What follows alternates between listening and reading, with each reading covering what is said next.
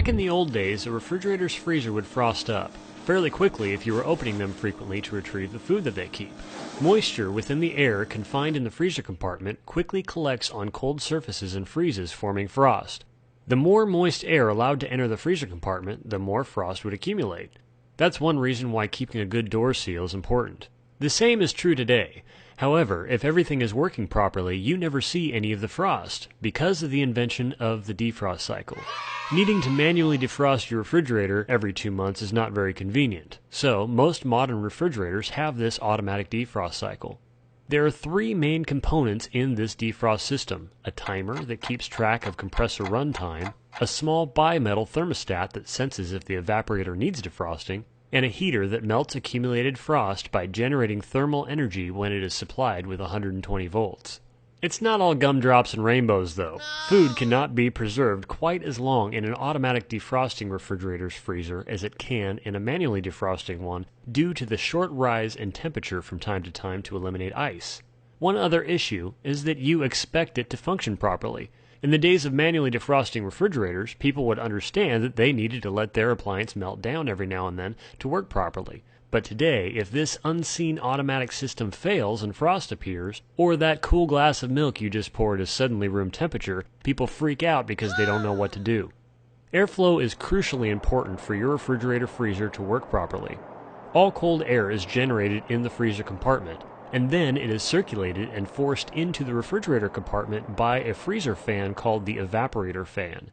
Cold air from the freezer is forced into the refrigerator, and the slightly warmer air in the refrigerator is forced back into the freezer area to have the heat that it contains removed. If either of these air passages becomes blocked with frost, or the automatic temperature controlling duct door, called a diffuser, sticks closed, the refrigerator will not receive any cold air from the freezer. And even if the evaporator fan is blowing cold air directly into the refrigerator, if the air return is frozen closed, it's like blowing through a straw with your finger on the other side.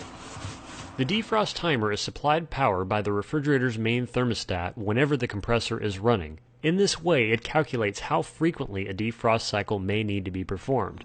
Most timers are set to initiate a defrost cycle after the compressor has run a collective 8 to 10 hours. Because the compressor is cycled on and off as needed by the refrigerator's control thermostat, this could take 10 hours if the compressor is running continually, or a few days if the doors stay closed. Most timers are mechanical. However, some models use a circuit board to perform the same task. A defrost cycle starts when the defrost timer sends electricity to a small thermostat attached to a cooling coil called the evaporator. For more information about how a refrigerator works, visit applianceassistant.com. This thermostat is called a bimetal thermostat because it has 2 small contact strips that flex with temperature change to open or close a circuit. In this case, the bimetal thermostat closes, allowing electricity to flow through when it is cold. In this way, the refrigerator will not energize the defrost heater if there is no ice to melt. This thermostat is basically an automatic switch that is on when it is cold. If the thermostat is cold enough to be closed, electricity passes through it, allowing the heater to be energized. The heater temporarily becomes red hot, melting all the accumulated ice until the timer stops supplying power, or the bimetal thermostat warms up enough to open, breaking electrical flow. So now you know a little bit about how it works. Let's see what can go wrong in order of likelihood. The most common cause of defrost problems or ice buildup is user error. Let's just say you have one too many cold ones and forget to close the refrigerator door. In the morning, you sluggishly enter the kitchen for a cup of coffee and notice that the door is open, so you close it. All that moist air accumulated in the refrigerator's diffuser duct and became frost, blocking cold air from entering the refrigerator. Later that day, you're thinking about a nice cool beverage, only to discover that the milk is warm and smells funny. You could call a repair service, but this scenario can usually be corrected by unplugging the appliance and allowing it to thaw out the old-fashioned way.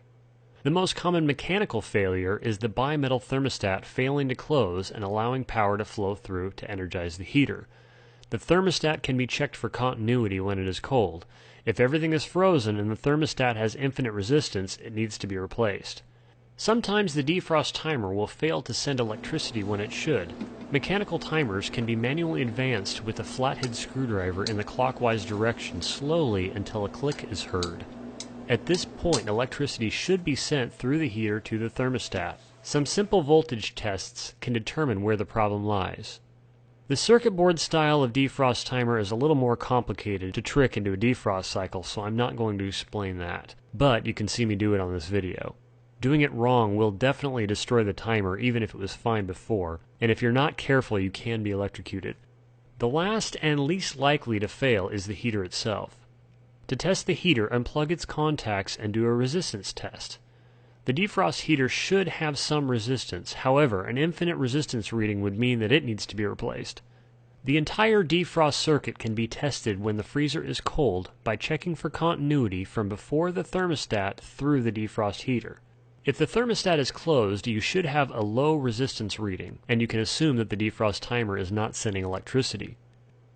I hope this video was helpful and saves you a bunch of money. For more information on using test equipment and appliance repair troubleshooting, visit applianceassistant.com. Thanks for watching.